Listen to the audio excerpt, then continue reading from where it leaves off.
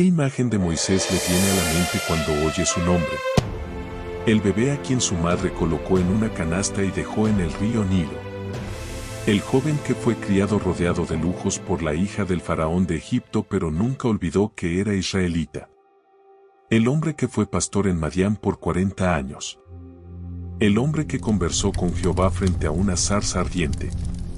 El hombre que hizo frente al rey de Egipto y le exigió que liberara a los israelitas de la esclavitud. El hombre que anunció al desafiante faraón las 10 plagas. El hombre que dirigió a los israelitas en su gran éxodo de Egipto. El hombre a quien Dios usó para dividir las aguas del Mar Rojo. El hombre que entregó a los israelitas los 10 mandamientos en nombre de Dios. Moisés tuvo todas esas vivencias y más. No es de extrañar que este hombre fiel sea tan respetado por cristianos, judíos y musulmanes. Sin lugar a dudas, Moisés fue un profeta que realizó actos imponentes, Deuteronomio 34, 10 al 12. Pero aunque Dios lo utilizó de esa manera, no era más que un simple ser humano. Era un hombre de sentimientos semejantes a los nuestros, tal como el profeta Elías, quien apareció junto a él en una visión que tuvo lugar en los días de Jesús, Santiago 5:17, Mateo 17, 1 al 9. Moisés pasó por muchos de los problemas que afrontamos hoy y los superó con éxito. Moisés. Sacado, es decir, salvado del agua.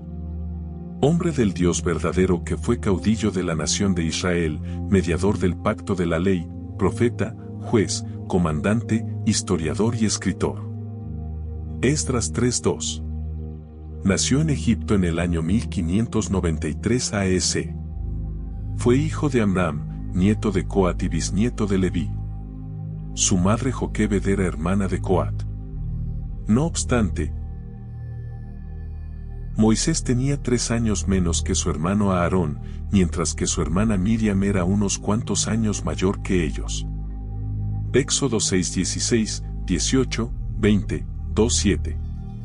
Primera etapa de su vida en Egipto. Moisés era un niño divinamente hermoso que se salvó del genocidio que decretó Faraón cuando ordenó la muerte de todo varón hebreo recién nacido. Su madre lo tuvo escondido durante 3 meses y luego lo colocó en un arca de papiro y lo dejó en el río Nilo, donde lo encontró la hija de Faraón. Gracias al ingenio de la madre y la hermana de Moisés, su propia madre consiguió criarlo y educarlo debido a que la tomó a su servicio la hija de Faraón, quien adoptó al niño como si fuese suyo. Como miembro de la casa de Faraón, se le instruyó en toda la sabiduría de los egipcios y se hizo poderoso en sus palabras y hechos, expresión que probablemente se refiriese tanto a sus facultades mentales como físicas. Éxodo 2:1 al 10, Hechos 7:20 al 22. A pesar de esa posición favorecida y de las oportunidades que se le ofrecían en Egipto, Moisés se sentía ligado al pueblo de Dios, que entonces estaba en esclavitud. De hecho, esperaba que Dios se valiese de él para liberarlo. A los 40 años, mientras observaba las cargas que llevaban sus hermanos hebreos, vio a un egipcio golpear a un hebreo. En un intento por defender al israelita, mató al egipcio y luego lo escondió en la arena. En ese preciso momento tomó la decisión más importante de su vida. Por fe Moisés, ya crecido, rehusó ser llamado hijo de la hija de Faraón, escogiendo ser maltratado con el pueblo de Dios más bien que disfrutar temporalmente del pecado. De este modo rechazó el honor y los bienes materiales de que pudiera haber disfrutado como miembro de la casa del poderoso Faraón. Hebreos 11:24, 25. En realidad, Moisés creía que había llegado el momento en que iba a poder salvar a los hebreos. Pero ellos no apreciaron su esfuerzo, y cuando Faraón se enteró de la muerte del egipcio, Moisés tuvo que huir de Egipto. Éxodo 2:11 al 15, Hechos 7:23 al 29. 40 años en Madián. Moisés hizo un largo viaje a través del desierto hasta Madián, donde buscó refugio. Allí, al lado de un pozo, volvió a ponerse de manifiesto el valor y la solicitud que tenía para actuar con firmeza a favor de los que padecen injusticias. Cuando los pastores echaron a las 7 hijas de Jetro y a su rebaño, Moisés libró a las mujeres y abrevó el rebaño. Como resultado, se le invitó a la casa de Jetro, donde trabajó para éste como pastor de sus rebaños, y finalmente se casó con una de sus hijas, Zipporá, quien le dio 2 hijos, Gersón y Eliezer. Éxodo 2:16 al 22, 18:2 al 4. Preparación para servicio futuro. Aunque el propósito de Dios era liberar a los hebreos mediante Moisés, no había llegado su debido tiempo. Además, Moisés tampoco estaba preparado para encargarse del pueblo de Dios. Tenía que pasar por otros 40 años de preparación. A fin de reunir los requisitos para dirigir al pueblo de Dios, debía desarrollar cualidades como la mansedumbre, la humildad, la gran paciencia, la apacibilidad de genio y el autodominio. Y debía aprender a confiar en Jehová a un grado mayor. Tenía que prepararse para evitar el desánimo y la desilusión y resistir dificultades, así como para tratar con bondad, calma y determinación la multitud de problemas que se presentarían en una gran nación. Tendría ya la dignidad, confianza y aplomo propios de un miembro de la casa de Faraón, así como dotes de organización y mando.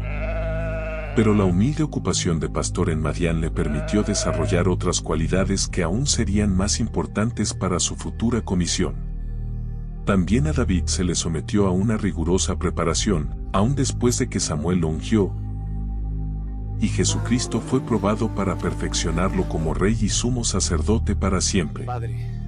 Cristo aprendió la obediencia por las cosas que sufrió, y después de haber sido perfeccionado vino a ser responsable de la salvación eterna para todos los que le obedecen. Hebreos 5, 8, 9. Su nombramiento como libertador. Hacia el fin de su estancia de 40 años en Madián, Moisés estaba pastoreando el rebaño de Jetro cerca del monte Horeb, cuando se sorprendió al ver una zarza que ardía sin consumirse.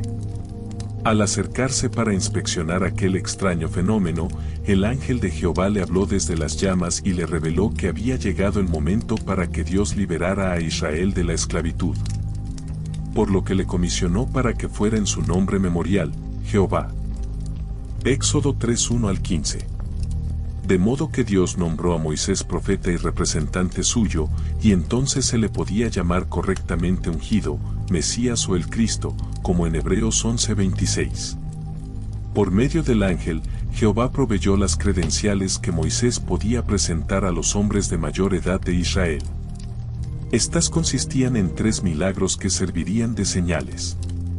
Esta es la primera vez que leemos en las Escrituras sobre un humano que haya recibido poder para hacer milagros. Éxodo 4:1 al 9. La falta de confianza en sí mismo no descalificó a Moisés. Sin embargo, Moisés demostró falta de confianza en sí mismo y arguyó que no podía hablar con fluidez. Este era un Moisés cambiado, bastante diferente del que por propia voluntad se había ofrecido como libertador de Israel 40 años antes. Persistió en señalar inconvenientes en lo que Jehová le decía, y finalmente le pidió que le excusara de aquella misión. Aunque Jehová se molestó por esta actitud, no lo rechazó, sino que designó a su hermano Aarón para que fuese su portavoz. Como Moisés era el representante de Dios, sería para Aarón como Dios, y Aarón hablaría en representación suya. Parece ser que con ocasión del encuentro que tuvieron con los hombres de mayor edad de Israel y los enfrentamientos con Faraón, Dios dio instrucciones y mandatos a Moisés, quien a su vez se los comunicó a Aarón para que hablara ante Faraón, un sucesor del Faraón del que había huido Moisés 40 años antes. Éxodo 2:23, 4:10 al 17. Posteriormente, Jehová llamó a Aarón profeta de Moisés, queriendo decir que así como Moisés era el profeta de Dios, dirigido por él, de manera similar a Aarón sería dirigido por Moisés. También le dijo a Moisés que sería hecho Dios para Faraón, es decir, que recibiría poder divino y autoridad sobre Faraón, de modo que no tenía por qué temer al rey de Egipto. Éxodo 7:1, 2. Debido a que Moisés no estuvo dispuesto a aceptar la inmensa tarea de ser el libertador de Israel, Dios lo censuró, pero no canceló su asignación. Moisés no había vacilado debido a su edad avanzada, aunque ya tenía 80 años de edad. 40 años más tarde, a la edad de 120 años, aún conservaba todo su vigor y agudeza mental. Deuteronomio 34, 7. Durante los 40 años que pasó en Madián, tuvo mucho tiempo para meditar y se dio cuenta del error que había cometido al intentar liberar a los hebreos por su propia cuenta.